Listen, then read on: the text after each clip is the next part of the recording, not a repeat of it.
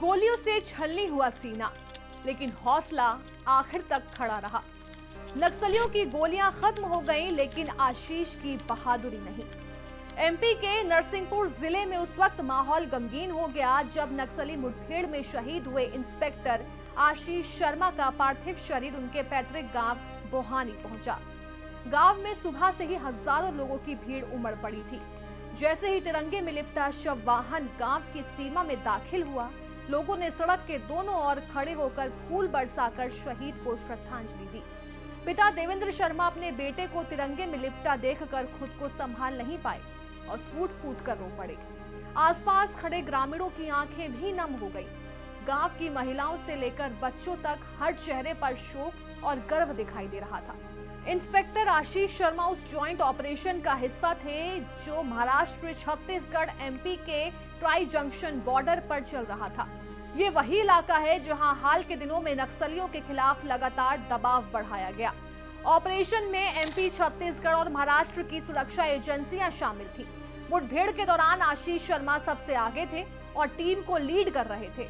गोलीबारी में उनके सीने, पेट और पैर में गोलियां लगी, जिसके बाद उन्होंने मौके पर ही दम तोड़ दिया।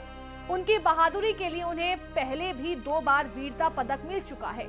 शहादत की खबर मिलते ही छत्तीसगढ़ के कांकेर और बालोद जिले में सुरक्षा बलों ने खुद और सम्मान व्यक्त किया। अधिकारियों ने कहा कि आशीष शर्मा की शहादत व्यर्थ नहीं जाएगी और नक्सलवाद के खिलाफ अभियान और तेज किया जाएगा। बोहानी गांव में उनकी अंतिम यात्रा में खूब भीड़ देखने को मिली। सैकड़ों युवाओं ने तिरंगे में लिपटे पार्थिव शरीर को कंधा देने की इच्छा जताई। पूरे रास्ते आशीष शर्मा अमर रहें और जब तक सूरज चांद रहेगा आशीष तेरा नाम रहेगा के नारे गूंजते रहे। फूट फूट कर रोए एसपी। बालाघाट एसपी आदित्य मिश्रा काफी भावुक थे। उन्होंने रोते हुए शहीद आशीष शर्मा के पार्थिव शरीर को कंधा दिया। वो भावुक होते हुए आगे बढ़ रहे थे। उनके साथ साथ आईजी की आंखें भी नम थी।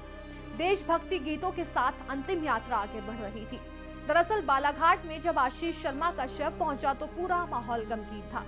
उनकी टीम के साथी फूट फूट कर रो रहे थे। इस दौरान वहां पहुंचे एसपी आदित्य शर्मा भी खुद पर काबू नहीं रख पाए। अंतिम यात्रा में उमड़ा जनसमूह। बोहानी में अंतिम संस्कार के दौरान भारी भीड़ जमा हुई थी। सैकड़ों लोग तिरंगे में लिपटे शहीद के पार्थिव शरीर को कंधा देने के लिए इकट्ठा हुए। खबरों के अनुसार पता चला कि मां बेटे आशीष शर्मा के लिए सेहरा बुन रही थी। दोस्त और रिश्तेदार बारात में जाने की प्लानिंग में जुटे थे। गांव बोहानी में उनके घर का कोना कोना जनवरी 2026 में प्रस्तावित शादी समारोह की खुशियों से सराबोर होने वाला था।